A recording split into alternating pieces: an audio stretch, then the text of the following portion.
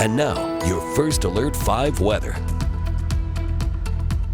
At about 11 o'clock this morning, my mom sent me this photo from Greeley. She said she was dodging tumbleweeds as a cold front blew through and provided us with some gusty wind and a lot of dust. So first, that cold front came through northern Colorado. It continued to move south, and check out this time lapse from Cheyenne Mountain. Cold front arrives here, blows in the dust with it, reducing our air quality for a little while, and it continued to move southward, and it's starting to clear out of the state of Colorado now, providing the gustiest wind in our southernmost counties. Springfield gusting to 33, Trinidad 31, and we're starting to see the wind ease up a bit here now in the Springs and Pueblo, more so around 20 miles per hour. Eventually overnight, the wind will become calm and we'll feel the full effects of the cold part of this front. So now we're in the 50s and 60s after highs in the 70s and 80s in the plains today. Tonight, we could see some frost develop. We'll see some decently high humidity and temperatures will fall to the middle 30s. So in the blue zones, that's where we have a frost advisory from midnight to 8 a.m.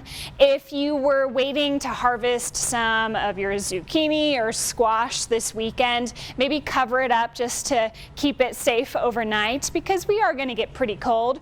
Overnight lows in the mountains, mostly in the 20s.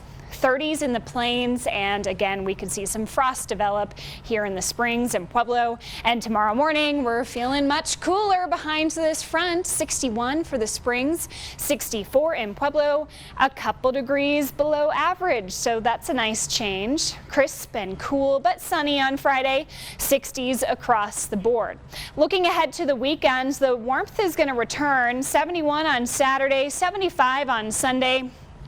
I would take advantage of it because we've got some colder weather coming for next week. So I want to take you all the way to Monday, October 28th. It starts warm during the week, but then Tuesday, our first of two cold fronts arrives. Friday is when our next cold front comes in. And we're in between cold fronts on Halloween on Thursday, which is kind of lucky because it'll be a little bit calmer that day. So let's take you through the next 7 days. Tomorrow's cooler behind today's cold front. We see a nice warm up through the weekend. We're getting windy and warm on Monday. Then our first cold front arrives on Tuesday. It gives us a chance of some moisture Tuesday night into Wednesday morning. Rain, maybe a brief wintry mix. Then we have a very cold night Wednesday night, a hard freeze expected then. And then 56 for the high on Halloween day.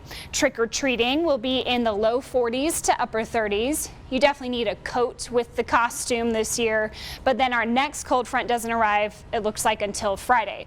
Of course, some things could change and the timing of these fronts could change, so we'll let you know if I am seeing those differences, but for now, looks like Pueblo, you'll be in the 60s tomorrow, 70s over the weekend, a boost up to the 80s Monday before our next cold front arrives Tuesday evening, and that will cool us down with a hard freeze expected Wednesday night. So think about blowing out your sprinklers here in the next few days. Canyon City, we've got 60s for you tomorrow, 70s over the weekend through Monday. You're also going to see that first cold front coming in Tuesday with a chance of some showers. The front doesn't look like it's going to give us a ton of moisture, but there's that potential. Woodland Park, I've got 60s or 70s the next 4 days, and then a wintry mix to some light snow is possible with that front Tuesday night into Wednesday morning. 46 for Halloween.